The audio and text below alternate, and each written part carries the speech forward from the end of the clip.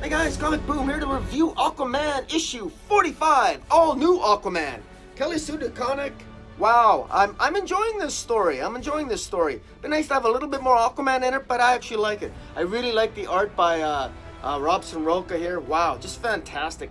I'm really liking this. I mean, I love this cover here. I mean, Namma, Mother of Death. I mean, this is her first appearance, guys, so check it out. The art here is just, I'm just absolutely amazed. This art is just fantastic. Look at that. Good grief, this is great.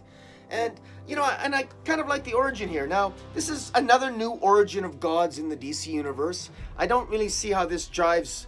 I don't know how this jives with the origins of the Greek gods or God forbid pardon the expression, how it deals with the Justice League gods and Perpetua and all the other gods of the multiverse and the universe and Earth Prime. I'm not really sure. All I know is that as a story, if you just read it in isolation in and of itself, it's actually a pretty decent story.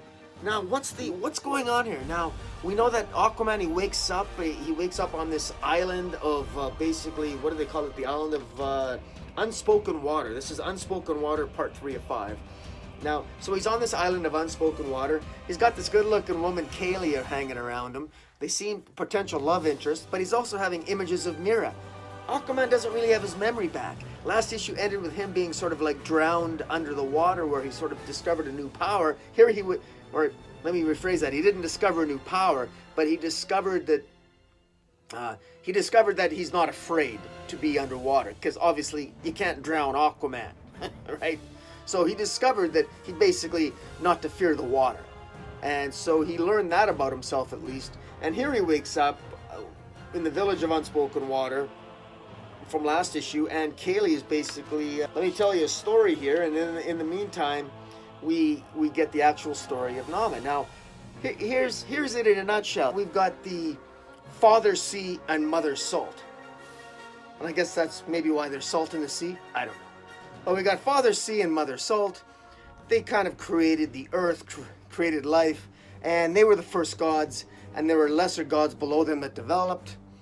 And after a while, as things began to evolve, life began to evolve, the Father God got a little upset, and he wanted to destroy everything and start over again, because he thought things were progressing a little bit too fast. He just wanted to start over again. And Mother Salt, Mother God, could see that her husband was really angsting over this, so she made the mistake of telling the 7 kids, oh, by the way, Dad's having a little tantrum over there. He might want to destroy everything. We really have to help him out. Unfortunately, the children thought the best way to help that out was to kill him. And that's what they did. Well, so they killed Father God, and then Mother Salt, she freaked out. She was so brokenhearted, she cried, and her sorrow turned to rage, and she exploded, her heart exploded, forming into 7 deadly monsters that attacked the old gods and destroyed most of the old gods until there was about 2 or 3 left, and one of them formed the sun, which turned all the 7 monster gods into salt, and then one of the lesser wind gods blew the creatures away, and the surviving children, the original surviving children, felt so bad what they did to their parents, because it kind of was their fault. I mean, they killed their dad and then Mom died. It just wasn't a good scene. They felt so bad that in tribute, they created our planet. Again, they created the sea, and they created human beings. So all life, we are actually a tribute to the original god of the sea and the Mother Salt. But unbeknownst to everybody, this Namma person was actually still alive. This mother god, she's still alive, and she's been, over the millennia, she's been collecting the very fragments of herself that were these old 7 monsters. She's been collecting 6 of them, and she's almost whole, but there's still a 7th one. This, they call it the Kaylee fragment, Kaylee remnant, that's what it is. She took this Kaylee remnant, and it wasn't quite strong enough for her to absorb it yet, so she implanted the Kaylee remnant in basically the body of a young girl who is Kaylee, who is Aquaman's, I guess, love interest or whatever character that he apparently seems to be fascinated with on this island of Unspoken Water.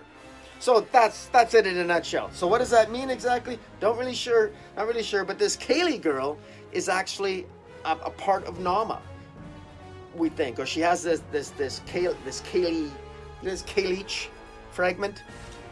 So yes, that's not bad. Kind of interesting. I'm kind of curious now. How is this going to resolve?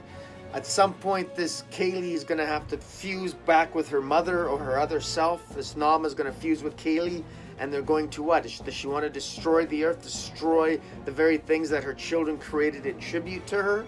I don't really know. I suspect what's going to happen is that she's going to decide not to, because she's going to discover that her children created all this planet and everything as tribute to her, and she'll, that'll be a sort of an act of redemption, and she'll probably end up maybe, God forbid, just, pardon the expression, but maybe just going away and turning into a nice person for a change, huh?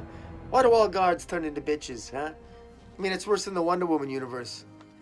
How do you know someone's a bitch? Simple. Ask them if they're a god. If they're a god, they're a bitch. Just what it is. Doesn't matter how good they are. Doesn't matter how good looking they are. Aphrodite, Athena, bitches. They just are. Why? They're gods. Okay? Narcissism, godhood, bitches. That's what it is. That's how it is. That's how it works. Even in Aquaman. A god, you can't be a god for 5 minutes without turning into a bitch. That's just how it is. I guess that makes for better stories, but is it realistic?